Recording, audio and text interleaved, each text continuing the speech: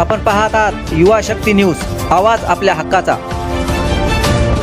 आज सायंकाळी 6:30 वाजता माननीय मुख्यमंत्री एकनाथजी शिंदे साहेबांच्या अध्यक्षतेखाली सर्वपक्षीय बैठकीचं आयोजन असणाऱ्या मराठा आरक्षणाच्या आंदोलनाच्या संदर्भामध्ये बैठकीचं आयोजन करण्यात आलेलं होतं।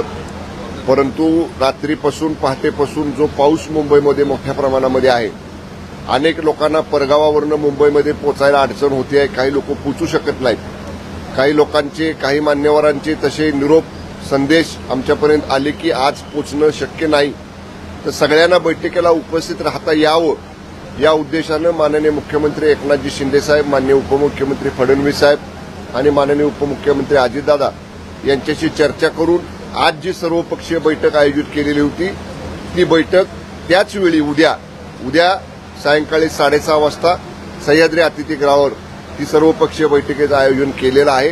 याचं एकच कारण आहे, या पावसामुळे ज्या लोकांना आज उपस्थित राहता येणार नाही त्यांना त्यांचं मत या बैठकीमध्ये मांडता यावं, त्यांची गैरसोय होऊ नये, त्यांना त्यांचं म्हणणं मांडण्यापासून वंचित राहू नयेत म्हणूनसाठी आपण उद्या सायंकाळी 6:30 वाजता ती बैठक माननीय मुख्यमंत्र्यांच्या अध्यक्षतेखाली आयोजित केलेली आहे।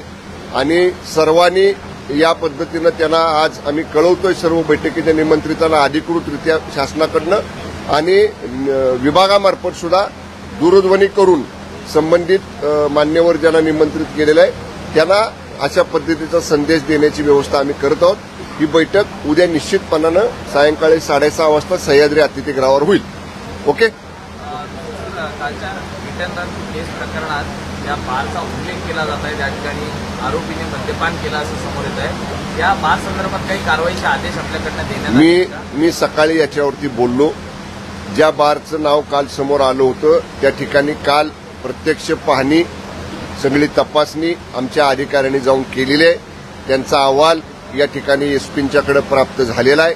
त्या अहवालानुसार त्या ठिकाणी जे काही सकृतदर्शनी दोष आढळलेले आहेत त्यावर एसपीना जे अधिकार आहेत त्याप्रमाणे आमच्या एसपीने तात्काळ त्याच्यावर कारवाई करा असे आदेश मी सकाळीच एसपीना दिलेले आहेत।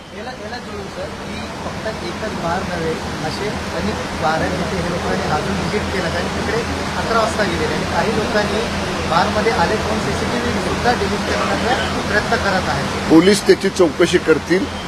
जर कुठल्या चौकशीमध्ये असं जाणीवपूर्वक कुठं सीसीटीव्ही फुटेज डिलीट केल्याचं लक्षात आलं तर निश्चितपणे त्याचं काहीतरी स्टोरेज पण असतं त्या सीसीटीव्हीचं की ते त्यांच्या सिस्टीममध्ये स्टोअर राहतं।